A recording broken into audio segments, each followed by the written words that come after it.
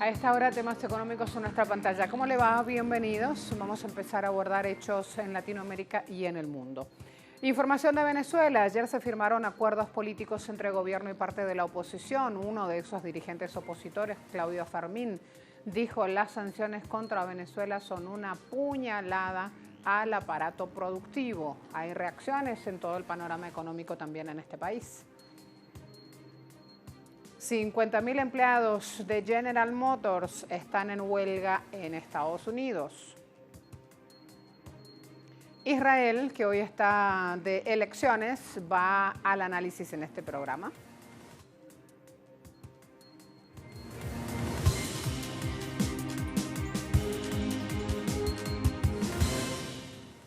El presidente de Venezuela, Nicolás Maduro, expuso al país los acuerdos parciales entre gobierno y mesa de diálogo nacional. La idea es preservar paz, entendimiento, lograr un tejido productivo en medio de este boicot estadounidense y de la guerra económica que aplica ese país al pueblo venezolano. Veamos cómo el presidente de la nación destacaba lo ocurrido ayer. 5. Rechazar la aplicación de sanciones económicas contra el país violatorias del derecho internacional y exigir el inmediato levantamiento de las mismas. 6. Proponemos se instrumente el programa de intercambio de petróleo por alimentos, medicamentos e insumos para servicios básicos en concordancia con los mecanismos técnicos existentes en el sistema de Naciones Unidas. Ahora hay que actuar. Vicepresidenta, señor Jorge Rodríguez, canciller, hay que actuar en correspondencia a esta propuesta. ¿Qué es lo que se firmó? Acuerdo nacional, gobierno, oposición. 1. Incorporación de los diputados del PSUV a la Asamblea Nacional. 2. Un nuevo CNE, un nuevo organismo electoral. Intercambio de petróleo por alimentos, medicinas y servicios. Punto 3 de estos acuerdos. El 4. Rechazo a sanciones y exigir su levantamiento. El 5. Ratificación del Esequibo como territorio venezolano. El 6. Avanzar en un acuerdo económico interno para el bienestar de todo el pueblo venezolano. Otro tema, un pronunciamiento del ministro de Finanzas de Finlandia, Mika Lintilä, quien expresó que la Unión Europea debería bloquear las importaciones de carne de res brasileña. Finlandia ocupa la presidencia temporal de la Unión Europea, pidió a las autoridades de la zona euro que suspendan la importación de este producto. Las aseveraciones las hace buscando presionar al gobierno brasileño para ejecutar o contrarrestar los incendios forestales en la Amazonía. Además, Lintilä dijo: estamos considerando hacer lo mismo con la soya. La idea es aumentar presión sobre Brasil y su gobierno. Los esfuerzos de conservación han sido hasta ahora objeto de escrutinio este año, en medio de los peores incendios que se dieron en el Amazonas desde el año 2010. Otro punto, Embraer, fabricante brasilero, entrega el primero de sus mayores aviones. La compañía aeronáutica, tercera mayor fabricante de aviones mundial, ha tomado esta decisión. Entrega a la aerolínea brasileña Azul su primer aparato modelo E195-E2, salido de sus plantas, constituye el mayor avión comercial producido por la empresa con capacidad para 146 pasajeros. Este nuevo avión llega cuando el panorama aeronáutico con menos de 150 asientos por unidad está cambiando drásticamente. Airbus compró el control de la división Bombardier, compitiendo directamente con Embraer en el 2018. Le sigue un acuerdo de Boeing para hacerse cargo de la división de aviones comerciales de Embraer. Así pues, ahora este nuevo prototipo podrá operar rutas que nunca antes se habían volado, ya que el avión abre un mundo de posibilidades, según el fundador de Azul, aerolínea que espera recibir otros 5 modelos de este aparato en este mismo 2019.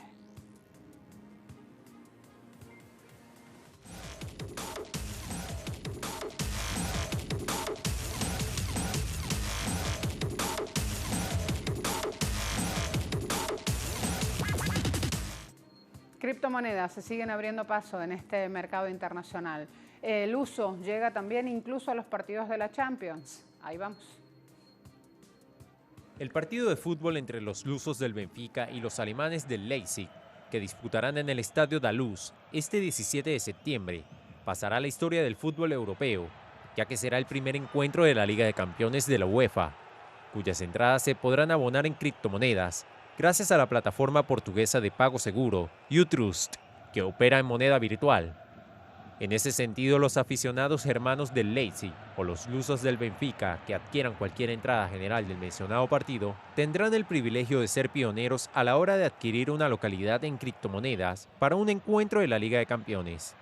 Los precios generales para no socios oscilarán entre 1.666 y 2.777 tokens, que es la criptomoneda de Utrust, y dichos montos son equivalentes a 30 euros y 50 respectivamente.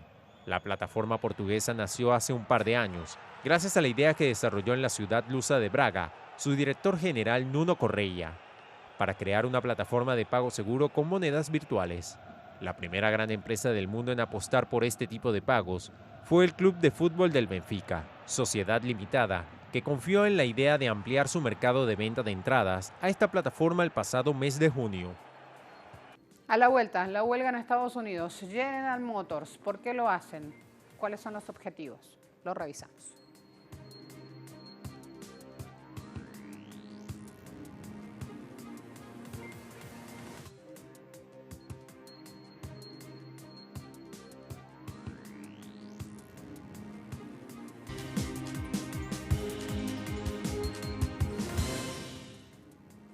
Hay conversaciones comerciales China-Estados Unidos. Se inician en esta jornada. Los comisionados comerciales de ambos países en Washington están planteando una agenda. El portavoz de la oficina del representante de comercio se refería a esto. Habían dicho ambos actores económicos que esperaban que este momento de conversaciones comerciales entre funcionarios de segundo nivel se reanudaran a mediados de septiembre, pero no conocíamos la fecha específica.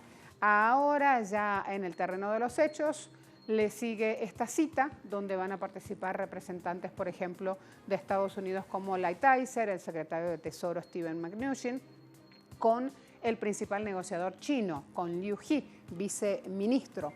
Estados Unidos y China no han sostenido conversaciones desde fines de julio, por eso esta reactivación de una mesa de trabajo levanta expectativas. Recuerden que lo que pasó, este capítulo de guerra comercial, interrumpió incluso cadenas de suministros y cuando pasa esto se presiona el crecimiento global. El jefe de la Cámara de Comercio de Estados Unidos expresó: si bien tengo optimismo, también soy muy realista y este no es un problema simple. Así que sobre la mesa ya el tema de cómo empezar a destrabar estas fricciones comerciales entre China y Estados Unidos.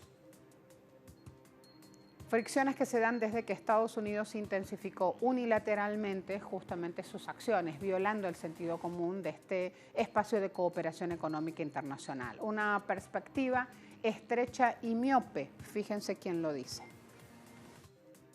Tomamos acero, por ejemplo. El presidente estadounidense puede decir que las importaciones chinas de acero están socavando nuestro negocio interno y vamos a imponer un arancel. Y a primera vista, si usted es un fabricante estadounidense de acero, eso es algo bueno.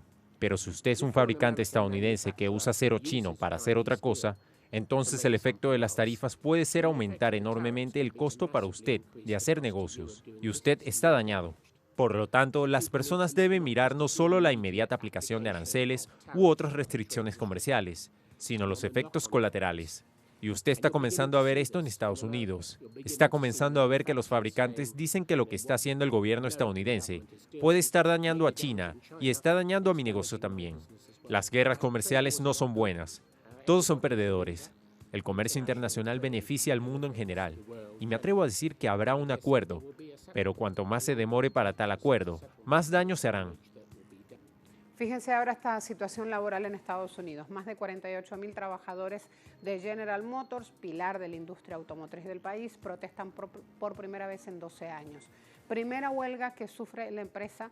El motivo de estas protestas es justamente la interrupción de negociaciones de un nuevo convenio colectivo que se firmó en el año 2015, esperando el sábado, luego de las negociaciones entre patronal y empresa. Han quedado 2 meses de conversaciones por atrás y así entonces hablar de reivindicación salarial en este momento y de prestaciones sociales es un punto álgido en estas conversaciones. El sindicato exige mejoras en los salarios ganan menos de $20 la hora y que el periodo para alcanzar el máximo de sueldo es cerca de $30 la hora, además de exigir beneficios médicos, seguridad laboral y el estatuto de trabajadores temporarios.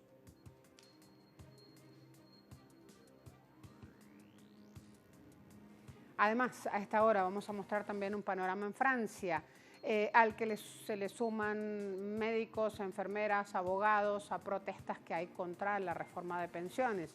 Un viejo punto en Francia que levanta múltiples protestas. La reforma de pensiones. Cada vez que aumenta la oposición a la propuesta del gobierno, las jubilaciones de los profesores se rigen mediante uno de los más de 40 regímenes de pensiones vigentes en este país. La idea es que van a pasar a un único sistema universal. El núcleo de la reforma consiste en subir la edad de jubilación, que ahora está en los 62 años, hasta los 64 años. Según el funcionario Jean-Paul Delevoye, el nuevo sistema de jubilación debe afectar a las generaciones nacidas a partir de 1963. La edad legal para retirarse se va a mantener en 62 años, pero quien decida jubilarse antes perderá un 10% de pensión. Quien lo haga a los 63 años, el 5%. No queda claro si aquellos que decidan postergar su abandono de la vida laboral más allá de los 64, calificada ahora como la edad de equilibrio, para no tocar la edad legal de 62, se van a ver premiados con un plus del 5%. O sea, después de toda esta dialéctica, si usted tiene más de 64 años, no le queda otra que seguir trabajando para seguir sosteniendo su esquema de vida, ahí lo van a premiar, le van a dar un poquito más. ¿Hasta qué edad? No sé, hasta que el cuerpo aguante. La reforma que se propone, como está sobre la mesa hoy, es una reforma que está afectando a todos, a los jóvenes al duplicar sus contribuciones de pensiones del 14 al 28%, y a los abogados que están asentados, preocupados de que sus pensiones se reduzcan como lo conocemos. Va con un sistema de jubilación extremadamente solidario, y ese plan de pensiones extremadamente solidario desaparecerá. También estamos con abogados, otros profesionales, médicos y paramédicos, y también pilotos que tienen un fondo independiente para su fondo de pensiones. Para participar en este esfuerzo solidario, no se trata de no estar de acuerdo con la jubilación, se trata de conocer exactamente los contornos de esta jubilación. Esperamos del gobierno, en primer lugar, que nos escuche, en segundo lugar, que tenga en cuenta nuestras especificaciones, luego haciendo nuestro régimen autónomo, o reconociendo este dolor y sus especificaciones. Por ejemplo, al no reducir nuestras pensiones en un 40%. Israel, a la vuelta, nuestro espacio de análisis.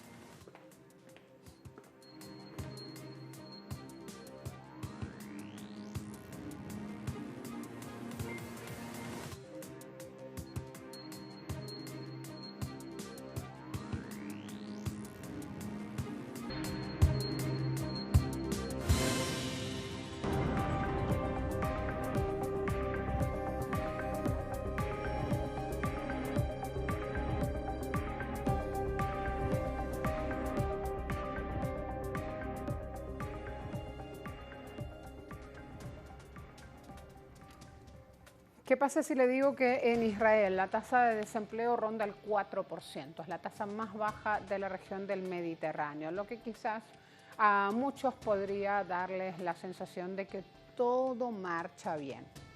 No es así. En algunas ciudades y barrios de Tel Aviv, la pobreza deja estragos. En Israel, la vida para una gran mayoría es difícil. Para que se tenga una idea, el pago por una jubilación es de unos $740, pero alquilar un estudio en Tel Aviv asciende a más de $1,100, por lo que no es extrañar que cada día lleguen al centro de la Soba decenas de jubilados, inmigrantes africanos, desempleados, trabajadores con sueldos bajos y personas sin domicilio fijo, con el equivalente a €1 en el bolsillo, y se sienten a la mesa a la espera de un menú compuesto por pasta, sopa, ensalada, pan, un poco de pollo y un vaso de refresco. Benjamín Netanyahu, cuando llegó al poder, habló tanto pero no hizo nada. ¿Qué puedo hacer? Así que vinimos aquí al comedor social como todos. Comemos y bebemos. No vengo aquí todos los días, ya que también estoy trabajando. Cuando trabajo en un hogar, no vengo aquí en absoluto, pero hay días. Llego aquí alrededor de las 12 del mediodía, como y vuelvo a casa. El gerente de este centro afirma: aquí usted se encuentra a los invisibles de Israel, una realidad que contrasta con lo que se ve a tan solo 2 pasos del centro. 2 edificios altos y a lo lejos, a orillas del mar, se ven rascacielos. Y es que la innovación industrial ha impulsado la economía israelí desde hace 15 años en términos de crecimiento y empleo. En julio la tasa de desempleo volvió a bajar hasta situarse en 3,7% y el salario medio progresó hasta los $3.100 por mes. Pero estas cifras, que para muchos son bastante alentadoras, no se traducen en la erradicación de la pobreza. Según la Agencia Nacional de Seguridad Social, de los 9 millones de habitantes del país, casi 1,8 viven bajo el umbral de la pobreza. O sea que de los 9, casi 2 millones están bajo ese umbral. OCDE ha levantado una voz de alarma justamente hablando sobre la desigualdad social en este país de empresas emergentes. Más de 1,8 millones de personas viven por debajo del umbral de la pobreza. Eso supone el 20% de la población israelí, entre las que se incluyen más de 1 millón de niños. Las dificultades económicas y los problemas para encontrar trabajo han empujado a más de un cuarto de los israelíes a estar por debajo del umbral de la pobreza, un flagelo que afecta sobre todo a los árabes y a los judíos ultraortodoxos, 2 colectivos con un crecimiento demográfico alto, que no es el único factor. En el primer grupo social, muchas mujeres ejercen de amas de casa para criar a los hijos, y en el segundo, los hombres trabajan poco para dedicarse al estudio del Talmud, que es el texto principal del judaísmo rabínico. Así se revela en un informe sobre la pobreza en Israel para el Centro de Investigación TAUP. Si bien la sanidad, la educación y el transporte son menos caros que en otras economías desarrolladas, el costo de la vida es muy alto. Todo es caro. Ayer fui con mi amigo al supermercado. Todo es caro. No puedo comprar casi nada. Es imposible. Usted compra 1 kilo de carne picada por unos $10. ¿Cómo te lo podrías permitir? ¿Y quién conseguirá la carne primero? Tengo un hermano enfermo y cada vez que encuentro algo barato, lo compro para él. ¿Qué puedo hacer? Soy la única hija y él es el único hijo. Israel tiene el índice de pobreza más alto de los 36 países de la Organización para la Cooperación y el Desarrollo Económicos, debido a que el régimen de Tel Aviv no puede hacer nada por evitarlo. Israel dejará aún más atrás a los israelíes sin la posibilidad de encontrar un lugar en la sociedad, algo que seguramente arrojará a más gente a las calles, viviendo o protestando. Creo que los débiles continuarán debilitándose y los fuertes continuarán fortaleciéndose. Y esto es lo que está sucediendo en Israel hasta ahora. Y tiene que cambiar. El ministro del Tesoro debería ocuparse de eso.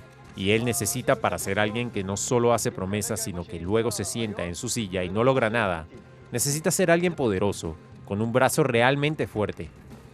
En 2011, decenas de miles de israelíes se echaron a las calles para denunciar la condición de la vivienda. A pesar de ello, este tema brilla por su ausencia en los mítines políticos en los que se habla más de la seguridad, de la relación entre el Estado y la religión, y de la popularidad de los líderes políticos. Volvemos al primer punto. Si bien el desempleo es del 3,7%, el número de trabajadores pobres en el país aumenta, advierte la OCDE. Los más pequeños son la población más afectada por la pobreza. Un informe de la ONG Latet, que en hebreo significa dar, reveló que más de 1 millón de niños en Israel son definidos como pobres. El informe indica que 1/4 parte de los niños israelíes requieren ayuda de los servicios sociales y más de 1/3 de ellos saltean una comida diaria debido a las dificultades económicas. Los datos también muestran que el 6% de los menores que dependen de la ayuda económica se vieron forzados a solicitar ayuda y el 5,7% debió recoger comida de diferentes lugares insanos para abastecerse. Desde el Instituto Nacional de Seguridad Social rechazan estas cifras porque para ellos cualquier persona que gane más de $1.000 al mes no se considera pobre. La organización Latet, por otro lado, calcula la pobreza utilizando otra serie de factores, incluidos la escasez de alimentos y medicamentos declarados por las personas.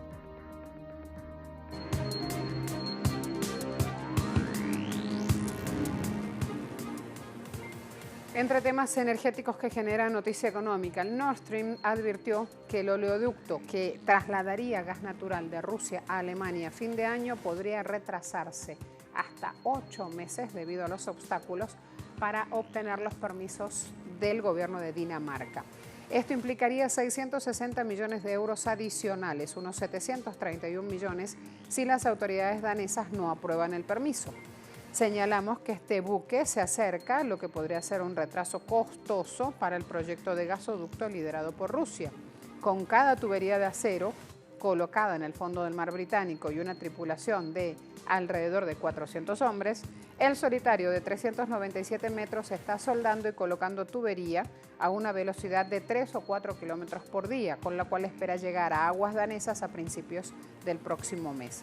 Pese a las adversidades, aún así, este consorcio de trabajo Nord Stream 2, controlado por Gazprom, dijo a una agencia de noticias que el proyecto sigue en marcha, que hay esperanzas de que Dinamarca apruebe la tubería antes de llegar a estas aguas que le corresponden en su territorio marítimo. Por su parte, Unión Europea contempla nuevos impuestos energéticos y Alemania pide medidas drásticas. Parar el cambio climático requiere medidas drásticas, decía el ministro de Finanzas alemán. Allí lo tienen en imágenes. Esto fue a su llegada a Helsinki. Hay que destacar, en la última década, en los últimos años, países de la Unión Europea lideraron el cambio global buscando llegar a energías renovables, establecieron un sistema de comercio de emisiones más grandes del mundo para fijar el precio del carbono y bajar la dependencia de combustibles contaminantes. Pero las reglas del bloque sobre impuestos energéticos no han cambiado en 15 años. El principal comisionado económico del bloque, Valdis Dombrovskis, expresó a la prensa que las opciones incluyen un impuesto al carbono y una revisión de los impuestos energéticos. El ministro de Finanzas francés, Bruno Le Maire, también abogó por una financiación verde que dé fondos para combatir justamente los efectos dañinos del cambio climático.